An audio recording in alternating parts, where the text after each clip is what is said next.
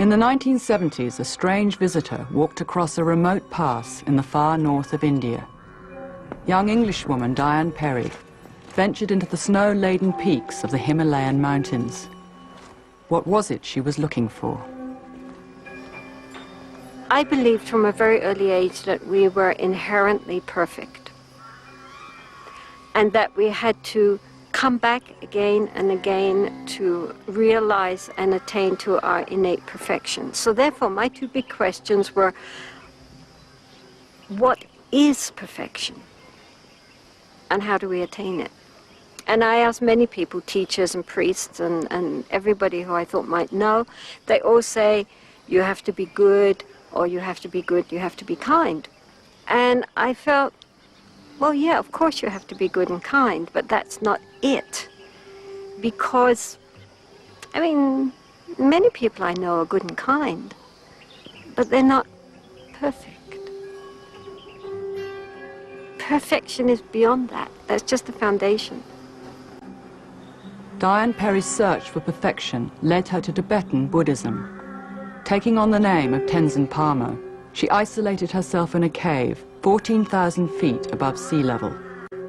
Here, with only the company of wolves and snow leopards, she embarked on a 12-year period of intensive Buddhist meditation.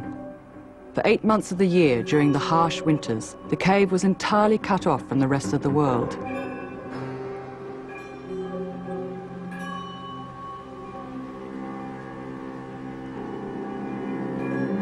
The whole point of being in these long retreats is that it gives time to really merge with the practice.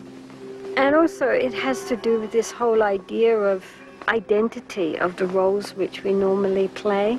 I mean, if one is relating with others, then one is relating within a role, even if it's male or female or, you know, one's profession, mother, daughter, husband, wife, doctors, lawyers, laborers, whatever.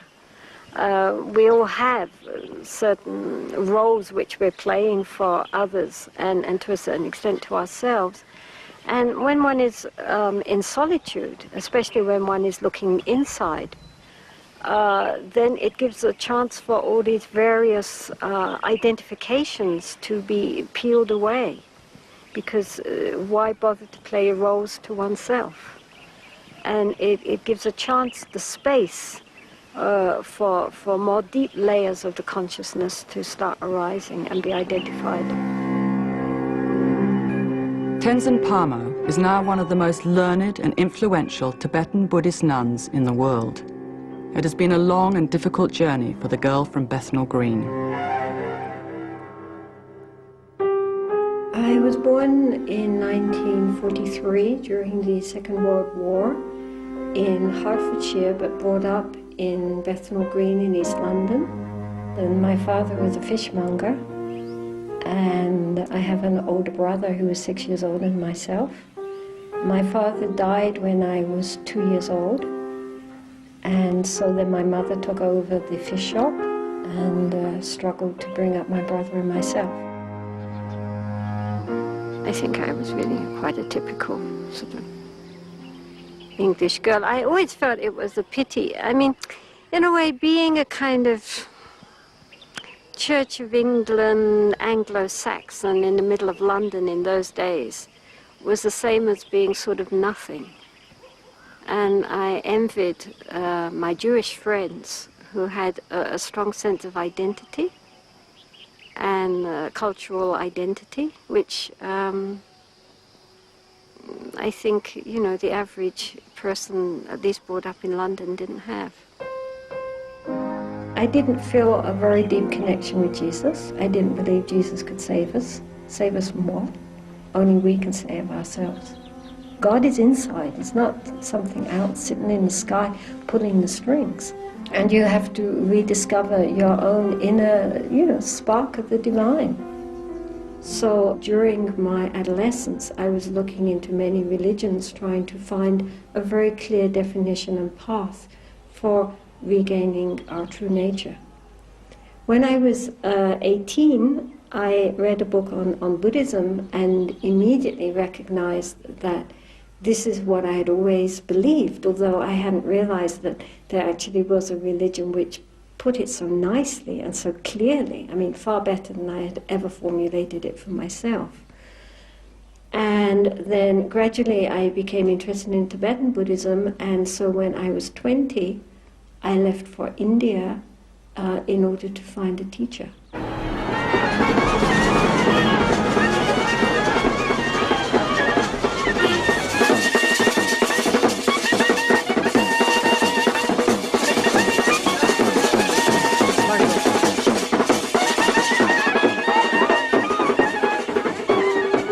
When Tenzin Palmo arrived in India, she was one of many Westerners looking for enlightenment in the East. She went to stay with another Englishwoman, Frida Bedi, at a school for young lamas in Dalhousie, northern India. The school was awaiting the arrival of an important lama, the 8th Kamtrul Rinpoche, who Tenzin Palmo hoped would take her on as a student. On the last day of June, which was my 21st birthday, the phone rang and Frida Bedi answered it, and then she said to me, well, your best birthday present has just arrived down at the bus station. Counterpart Rinpoche is here. So then I was just, I was completely in a panic, thinking, oh, my lama's come. I had never seen him. I didn't know if he was old or young or fat or thin or anything. I had never seen a photo of him. So then I went in and I prostrated and I offered the scarf, and then I just sat there, and I was so nervous that I couldn't even look at him. And so I just sat and I stared down at the end of his robe and his brown shoes. Then I looked up and saw him for the first time. And then it was first of all as if I was seeing somebody that I knew very well that I hadn't seen for a long time, like, oh, how lovely to see you again.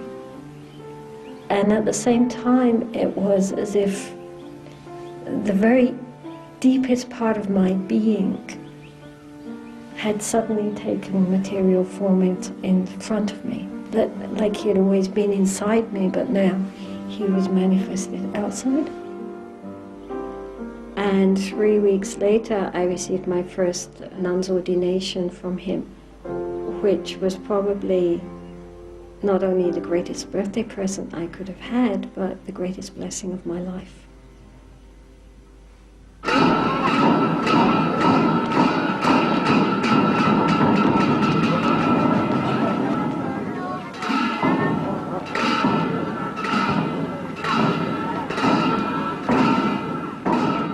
Rinpoche said to me that in previous lives I was able to keep you very close to me, but this time you have taken female form, so it's more difficult.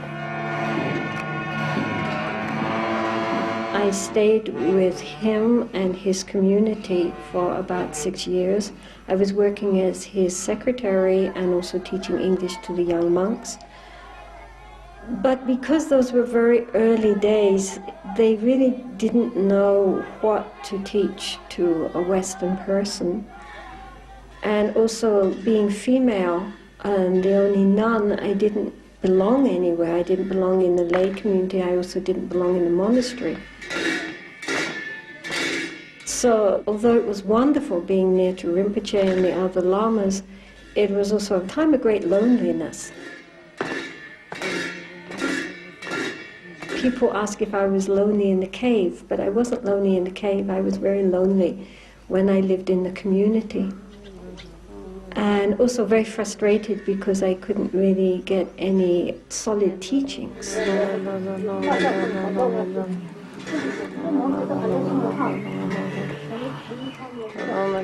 It was impossible to fight the prejudice within a monastery. There was no way. Not only because of being Western, but because of being female. I mean, I saw it when male Westerners came, how they were treated, and how much teachings they were given, even if they weren't even Buddhists. what to speak of monks, if they were just scholars or just anybody that turned up. I mean, the lamas automatically, without even questioning it, gave them all sorts of teaching and so much time and so much attention just because they were males.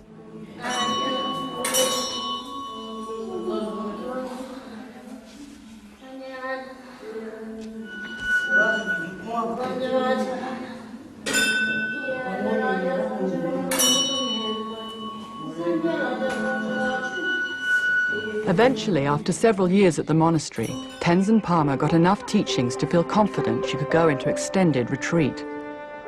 On the advice of her Lama, Kamtrul Rinpoche, she began to look for a suitable place. Eventually I heard that there was this sort of cave up on the mountain about an hour or so away from Tayugompa. So one day a group of us, of monks and nuns, we went up the mountain to have a look. And so then when I saw it, I thought that this would be a very ideal place to stay. So we built it up and made a proper wall and put in doors and windows and then mudded it over on the outside and the inside. And then I moved in.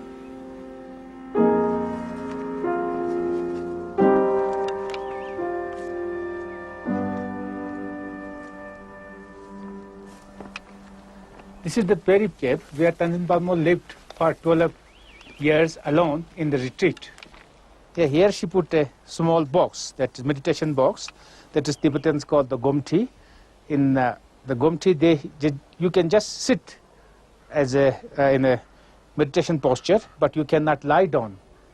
That she did for 12 years, like Buddha did for 6 years, but she lived for 12 years here in this high mountain cave.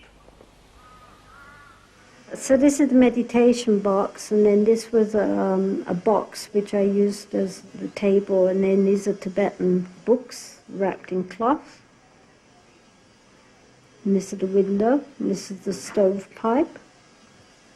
And when one was in retreat, then normally the day was divided into 4 sessions, so one got up around 3 and did the first session until 6, and then had breakfast, and then started again around 8 until 11, and then had lunch, and then had a break. I mean, there was always things to do, especially in the winter, a lot of clearing snow and chopping wood and other tasks, and then to start again at 3 for another 3 hours, and then have a tea break, and then again in the evening. There she used to grow some vegetables during summer. And this small area, she grows here turnip, cabbages. That small fence was there to keep the wild animals away. And this is the way where she used to go for fetching water.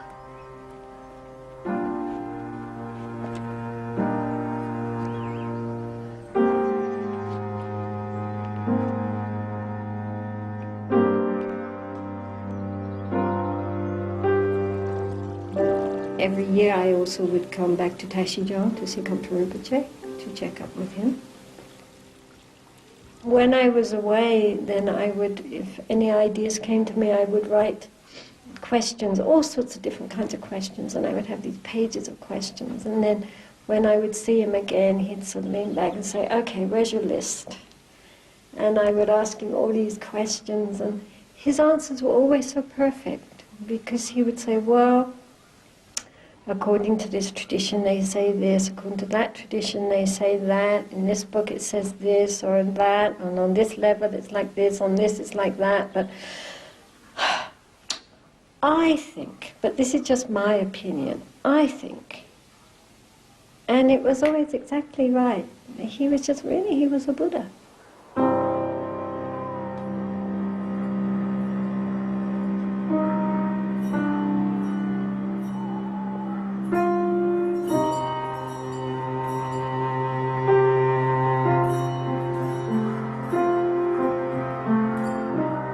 Tenzin Palmo's annual visits to her teacher guided her rigorous practice. She studied classical Tibetan texts, which described complex visualization techniques. In accordance with the highest aesthetic traditions, she slept for only 3 hours every night, seated in a meditation posture.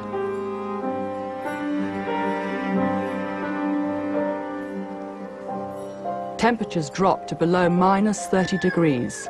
Snow made the cave damp and dangerous. How many months a year did you have snow? Depended on the year, anything from 6 to 8 months. To 8 months. Yeah, Well, sometimes it would start snowing in November and just carry on until May. I mean, one time there was a blizzard for a week, and everything got completely submerged by snow. And so when you opened the door, which fortunately opened inwards, there was just this like wall of ice. It was completely black. It was blacker than you can, I mean, there just was no light. And I was afraid that the lamp would be eating up oxygen, because I thought, well, you know, we're completely blocked on all sides, everywhere, and that there's only going to be a little oxygen, and that you're going to use it up very quickly. So I thought, okay, so now I'm going to die. I mean, because then, you know, when I was getting all, you know, yes, you know, take care of me in the bardo and da-da-da-da-da, and then I heard this voice inside saying, dig out. I said, oh, yes, right, Rinpoche. Okay. Right. So, I love it. so then I tried digging out, because, you know, because it was a wall, then you had to bring the snow into the cave, right? So indeed it was not the cave in the snow, it was the snow in the cave. Right. And so at first I tried using a shovel, and then after a while the saucepan lid, and then as I was making this tunnel trying to go upwards, I just scrambled with my hands, and I had this very cold little dark, but anyway, eventually we hit light and got out, and then when I looked out, I stuck my head out, it was still blizzarding, and then I actually tunneled out 3 times before we got to the outside, and it wasn't blizzarding anymore. What was the hardest thing you went through? When the police officer came at the end and knocked on the door and said, handed me a notice saying you've been in the country for 3 years illegally, and you better come down because you've got 72 hours to get out the country.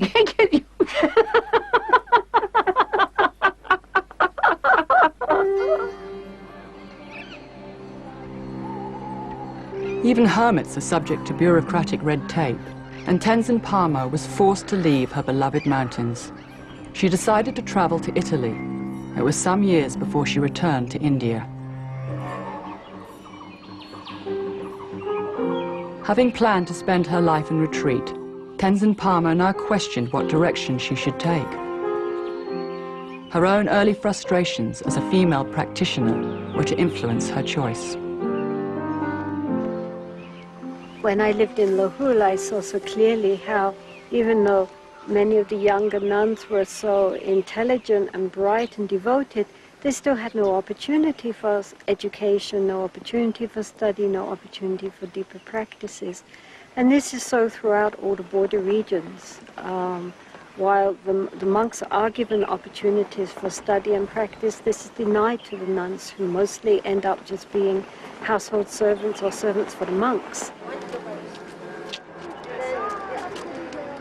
There are so many nuns wandering around who have no nunnery, and especially nuns coming from Tibet, because in Tibet the nuns are in the forefront of the freedom movement, and so they're especially disliked by the communists. And so many of them have tried to come into India. Some of them succeed, some of them don't. Many of them are caught at the various borders and then again gang raped and sent back, handed over back to the Chinese to be put in jail. Many nuns who are here have been imprisoned and interrogated and so forth, so they're very inwardly quite traumatized, but very brave.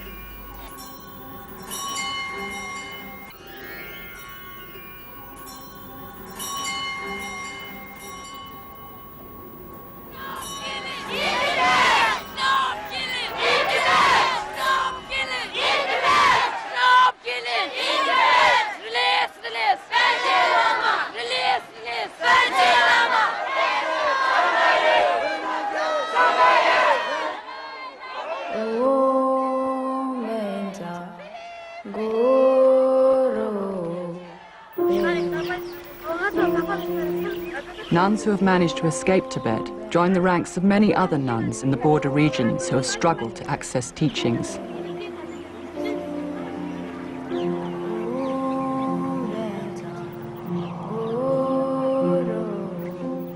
The lack of opportunities for women led Tenzin Palmo to consider the possibility of starting a nunnery.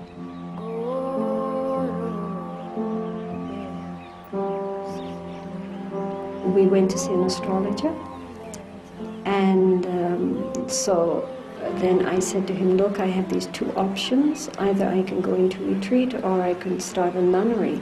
So which should I do? And he looked in the chart, and then he said, well, if you go into retreat, very harmonious, very peaceful, very nice. If you start a nunnery, many problems, many conflicts, many difficulties. But both are good, so you decide.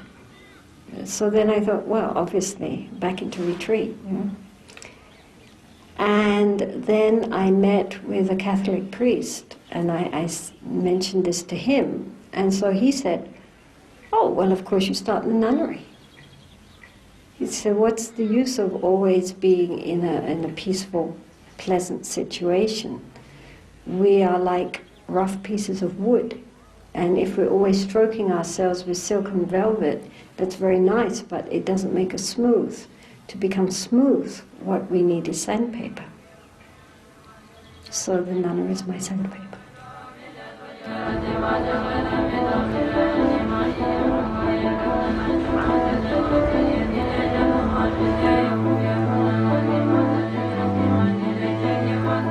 Having made her decision, Tenzin Palmo embarked on a grueling international schedule of public talks and lectures in order to raise funds for the nunnery project.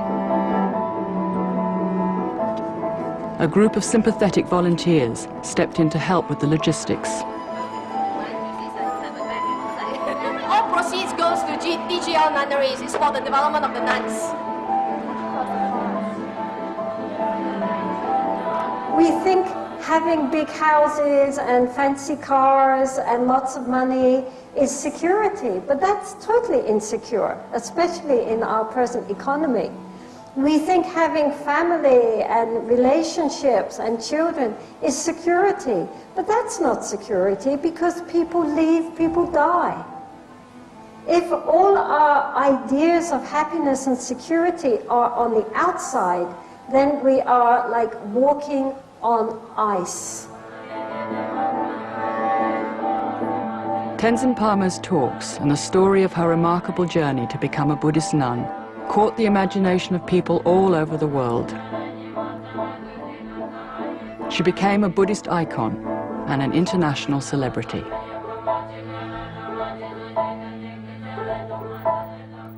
Inspiration with your courage.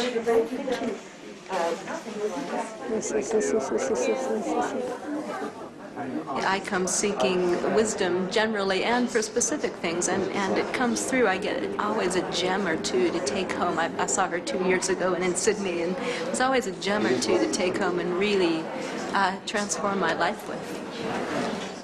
And we are noticing that the nuns really are really dedicated and practicing, and we hope that in the future some of them, through their studies and through their practices, can also become teachers of others, because there is a great dearth of female teachers in the Tibetan tradition.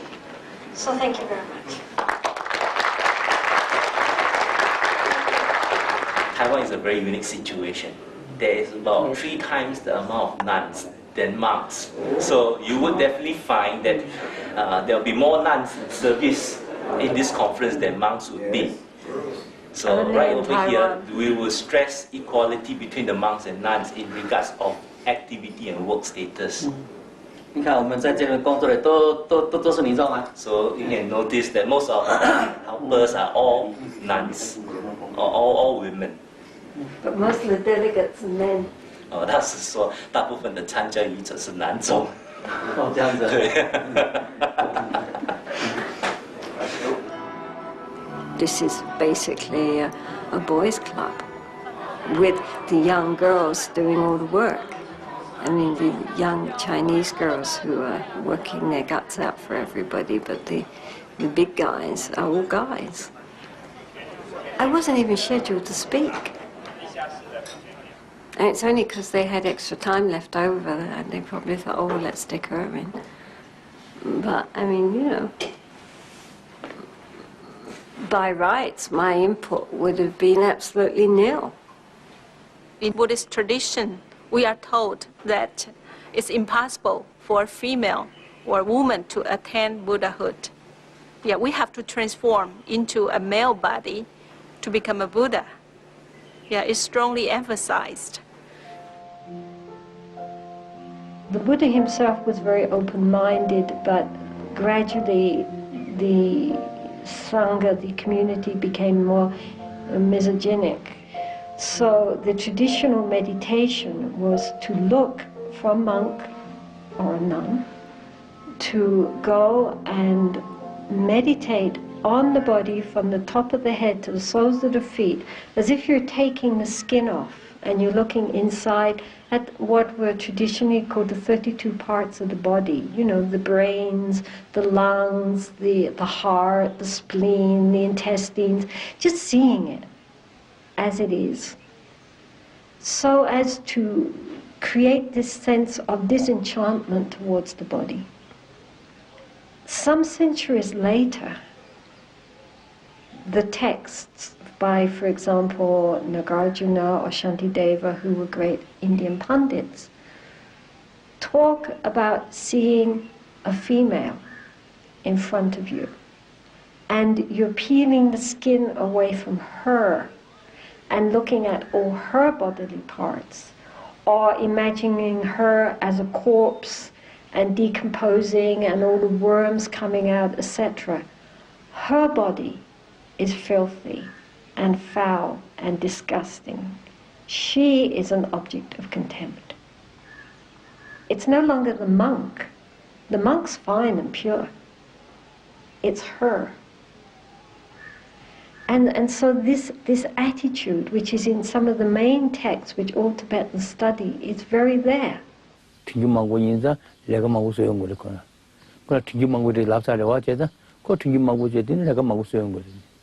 보면서는 전부 쉬우셔서나 근데 기능 건강을 미게 빠르지는 거 자체는 저기 있어야 돼. 마음발.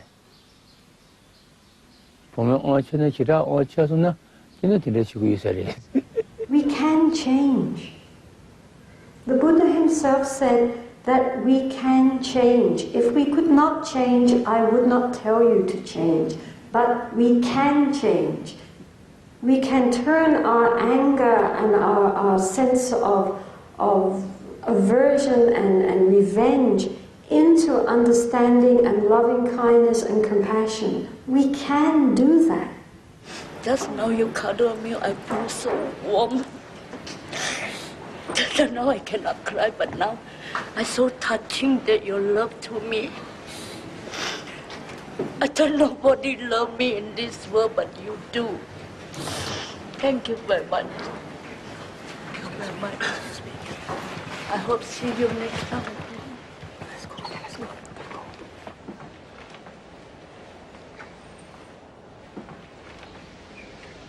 I don't like giving talks.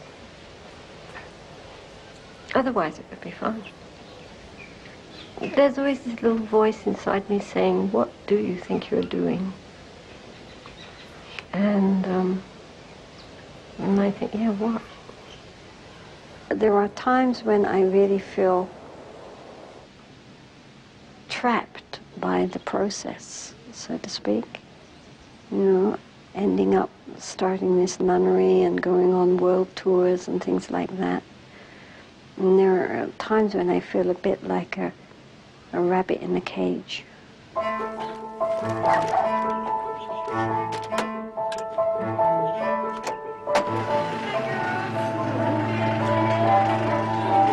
The years of touring have borne fruit. Tenzin Palmo and her team of volunteers have finally raised enough money to purchase land on which the nunnery will be built. Makeshift accommodation is being used to house the first of many applicants.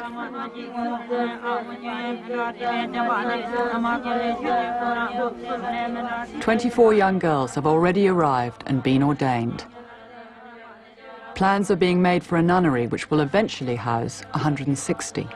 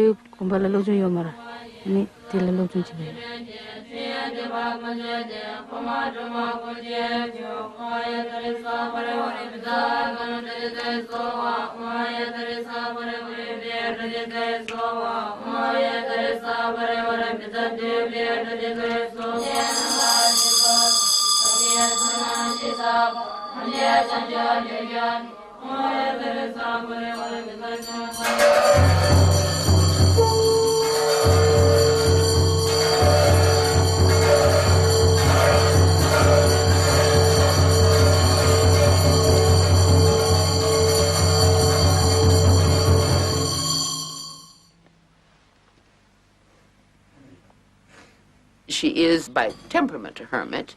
I mean, not in the sense of being against the world, but the way in which she enters the world the most completely is entering it in grace and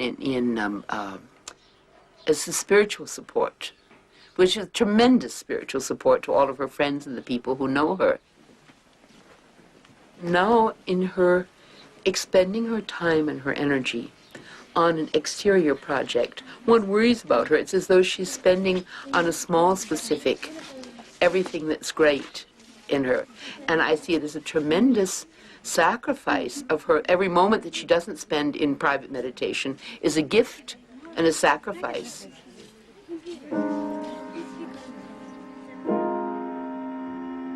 One of Tenzin Palmo's ultimate objectives is to introduce ordination for nuns at the highest level. She herself received the full Bhikshuni ordination in Hong Kong in 1973. Such high ordination is only available in the Chinese Buddhist tradition.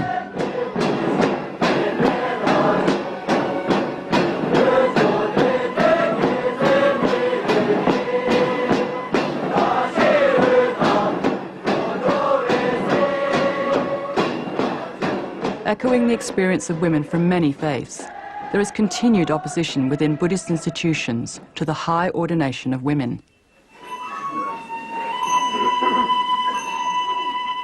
Tenzin Palmo's determination to change the status quo in the Tibetan system has led her to His Holiness the 14th Dalai Lama, the spiritual leader of the Tibetan government in exile.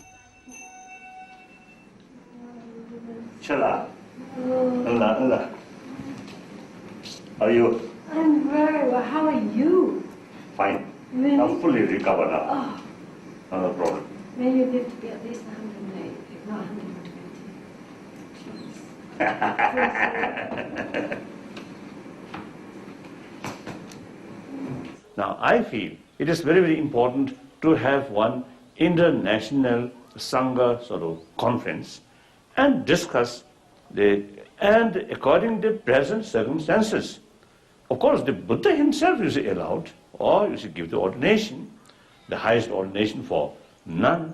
Now, therefore, now we must make effort to reintroduce into those Buddhist community up to now no longer sort of Bhikshuni traditions. This is my task which is not yet accomplished. Your Holiness, with all due respect, since I was ordained as a Bhikshuni in 73, we are now nearly in 2003. What progress have we made? We're still talking about it. You know, Your Holiness, getting anyone to agree to anything. You know, there's always going to be objections, and it will never happen. We just have to do it. I'm not Vansadhara. I'm not Buddha. If I'm Buddha, I'm Vansadhara, then I have final authority to make new sort of traditions. But this is not the case. I know. We are just I always describe myself as a simple Buddhist monk, right, who are following the Buddhist teaching, and especially according to Nagarjuna's teaching. So Nagarjuna was pretty down on women, I have to say. Yes. And then Shantadeva also. And honestly, Your Holiness, you are not a female. You cannot imagine how much one has had this projection onto oneself and other females. That one is impure, whereas we are immaculate monks, we are not impure. That's true. That's true. That's true. Discourage. Many occasions, say I made very clear sort of the argument or suggestions, but even then sometimes it's difficult to change. I know. Buddhists always talk about impermanence and change, but like everybody else, they don't like to change at all. So I think the best thing, I think one of the positive, way to approach this problem or issue is, I think, like your work. I think this eventually, I think, the real effect will come. It will come. It will come, Your Holiness. It will come. So very good. Just so you remember who we all are. And we hope once our nunnery is built, we're building it now, that you will please come and grace us. Certainly. It would be the most wonderful thing for us to happen. So here we go. Henri. Loni. 계속 내려. 권주 갈래. 싸워줘. 랑. 가. 중부. 랑. 중부. 랑 그네.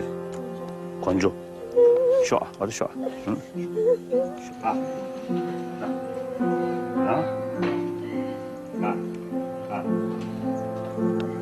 가. 가. 자나.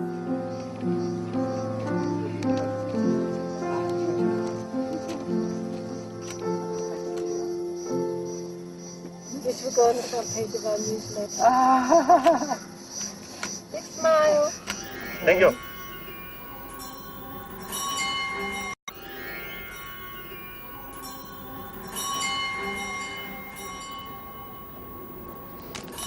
This here? This no? It's going to be office and office stuff. Yeah, stuff. So this here marked. This here. And here you over there. You're there. This yeah. This is cow shed. And pump room here, and this little office just below, and then just beyond that is the study center. Going down the hill. To teach her. Yeah? In Tibet, Counterpart Rinpoche had a nunnery, and within this nunnery there were also groups of these females, the Tokden Ma. They were also very great practitioners by all accounts. However, as far as we know, after the Cultural Revolution, we haven't heard any more about any of them. So Counterpart Rinpoche at one time placed a kata around my neck and said that he always prayed that I would restore the lineage of Tokden Ma. I have always felt that as a kind of inner sacred mission. So what we're trying to do is to get some of our nuns at least to the point where they could at least start to be trained in this particular lineage. Tenzin Palmo's Lama always encouraged her to raise the standard of teaching offered to women and to reinstate the Togdenma lineage before the teachings were completely lost. The 8th Kamtrul Rinpoche died long before she was to embark on our arduous journey. The building of the nunnery honors a vision they shared. One morning, I was with my Dharma sister, Annie Loder. We went along to the monastery, and meantime we met another older American monk, another Australian man, And they said, "We think you haven't heard." And we said, "What?" And they said, "Counterpart is dead." And I mean, I fainted, you know. I mean, it was the last thing in the world that any of us were expecting. He was only 48. Anyway,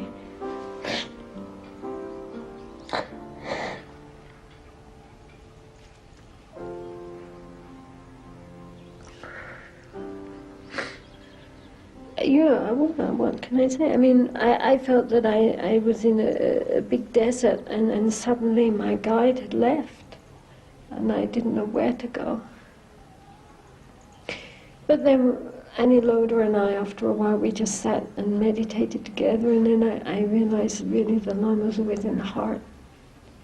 And the Lama isn't just the outer form. But I must say I do miss Roach.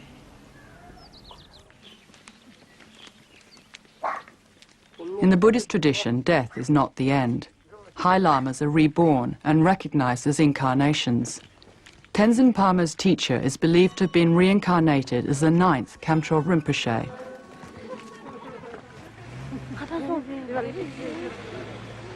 Now a young man, he has continued the support his predecessor offered Tenzin Palmo. So Rinpoche, welcome once again. As preparations are made to lay the foundations for the nunnery, the 9th Khamtrul Rinpoche is present to bless the land. We're having a ceremony for consecrating the land for the first buildings which we're going to be putting up.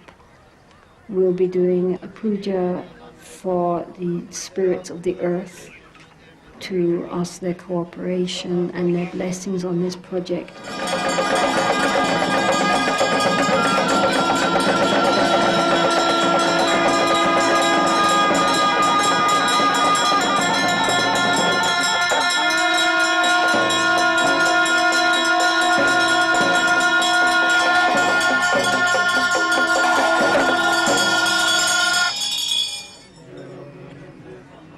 It's a very sad reflection that religion and the spiritual path, which should be something which opens us all up to our true human potential for wisdom and compassion, has often been the very vehicle which acts more to prejudice and to suppression.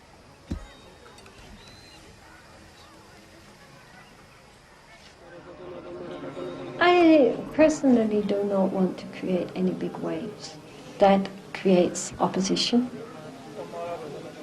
I think it's just very slowly, gradually, things begin to change. The very fact that now nuns actually study and nuns debate is already something which 10 years ago was unthinkable. So things are moving. Things are moving, you know, and the thing is to go carefully and slowly and gradually, but just keep going forward.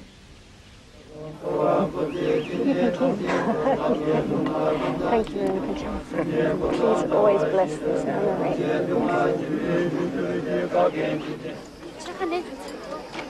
Well, no, you know, we're the hosts, so we have to run around and talk to people. Secondary. Oh. We have your book, you know, we send it out to the prisoners.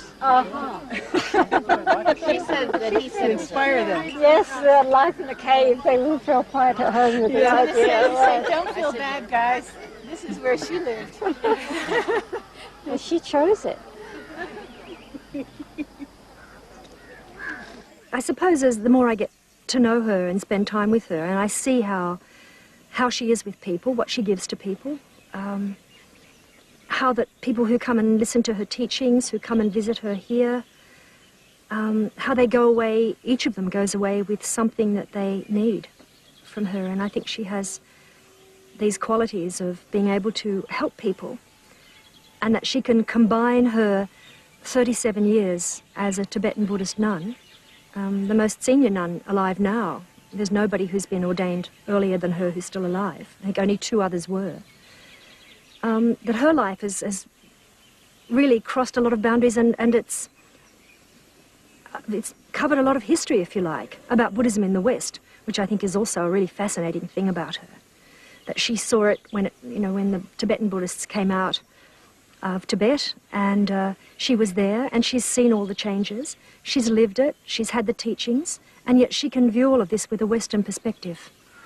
And she inspires many people, women and men, and women in particular, I think, who see that she's done it, and therefore, nobody else need be frightened of going for it as well.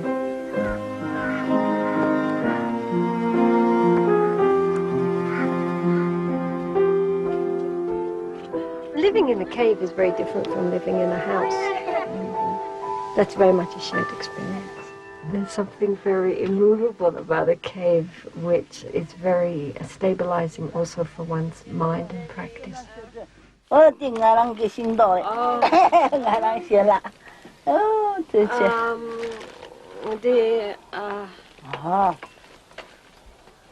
does this compare to your cave?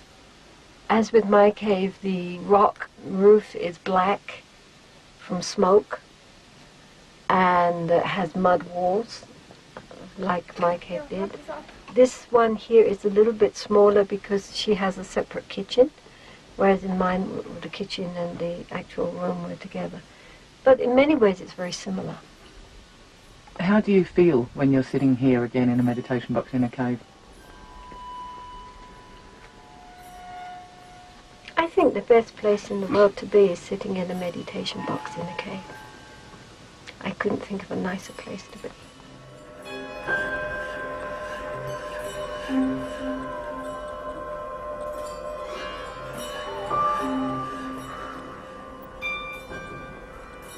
In a way, people are writing about and recording and relating to this being who doesn't really exist. Nobody believes me. But honestly, I just went to live in a cave because I wanted some peace and quiet and space. I just like being alone. For me, to be alone is blissful. People always think, oh, what did you get from being in a cave and all this? But I mean, I think all that is totally irrelevant. It's not like that. It's not like you're studying for a PhD and at the end you get your diploma, and all the Buddhas and Bodhisattvas of the 10 directions sort of stand there applauding and saying, well done, oh Bodhisattva named so-and-so. It's not that. I mean, every life, if it's used with any kind of consciousness, is a journey of discovery. And being in a cave was likewise a journey of discovery. It's not that you're arriving anywhere, but you're journeying. The journey itself is the important thing. The spiritual life is an ongoing process. You breathe in and you breathe out. Well, I breathed in by being in retreat, then I breathed out by trying to help to raise the standard for women, the potential for these girls that they can study and practice. And after that, then I need to breathe in again.